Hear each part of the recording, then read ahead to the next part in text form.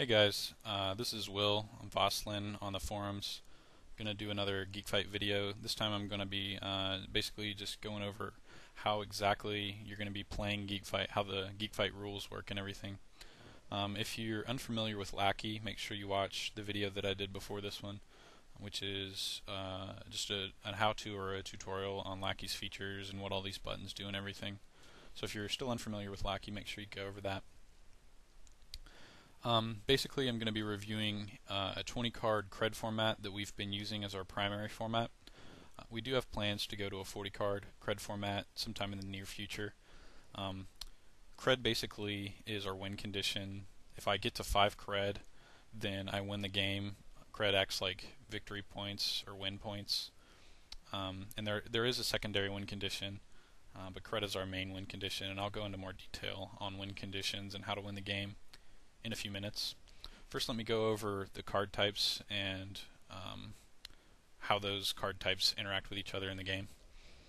The center piece of the game would be the combatant. This is an example of the Nostalgia Critic combatant. You'll notice that he's a VIP combatant. VIPs you can only have one of in your deck, but I'll get more into detail on how some of these things work here in a few minutes. The combatant is the centerpiece of the game. Combatants are played for free, and you'll start with 2 combatants in play. This right here is the combatant's resource production, and the type of resources that this combatant produces would be tokens. You see the token right here, and the yellowish background of the card is reflecting the token color, so that you can easily identify what type of resources he produces. This is his base strength right here. So when he's attacking other combatants, he does a base of 3 strength, and that can be modified by other things in the game like items. And this is his base health, so he has 18 health to begin the game with, and other combatants will do damage to him, reducing his health. In Lackey, you can keep track of your hero's health and your sidekick's health right here with the pluses and minuses. Combatants are the centerpiece of the game in that they play for free, and they're what produce resources for other combatants, or I'm sorry, for other things that you would want to play, like items, tactics, and skills. And combatants are also how you will be gaining cred and winning the game. So in order for me to gain a cred, I'm going to need to do damage with a combatant to another combatant and kill that combatant and gain a cred, or I can do it with direct damage, but I'm going to need to be doing it with damage. I can't use an insta-kill effect to kill a combatant and gain a cred that way.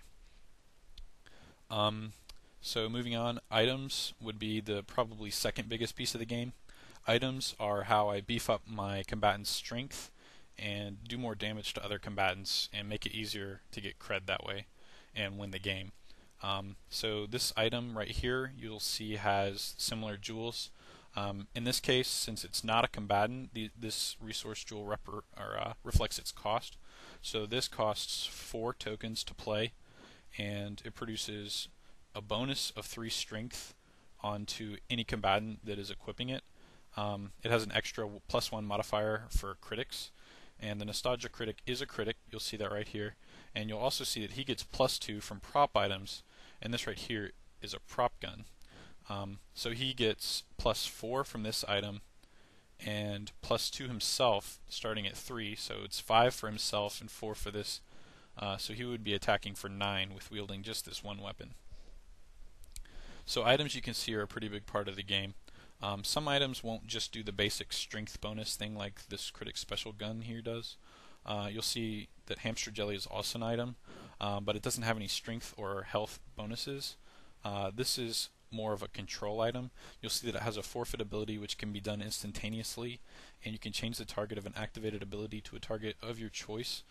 So if someone is using an activated ability on a combatant, like a spend ability or a forfeit ability on some other item, then I can take whatever target that activated ability has and switch it and target something else. This card has actually been reworded since this art was produced, so it no longer says effect here.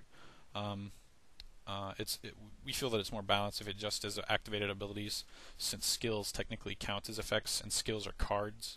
We don't want someone to be able to use hamster jelly to counter cards played from the hand. We just meant this card to target activated abilities played from the battlefield. Anyways, moving on, tactics and skills. Tactics and skills are one-time effect items, or I'm sorry, one-time effect cards.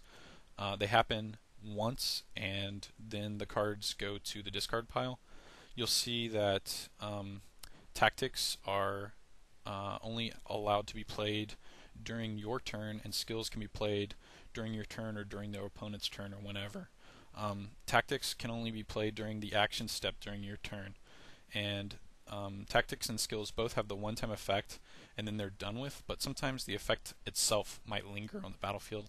Like with the case of costume contest, I would place 3 strength counters on a target cosplayer, and those strength counters would stay around even though the tactic itself is over with and now in the graveyard.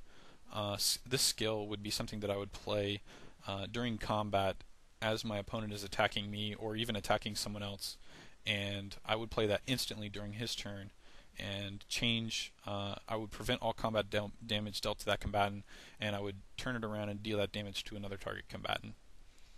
So that's the gist of the combatants, items, tactics, and skills.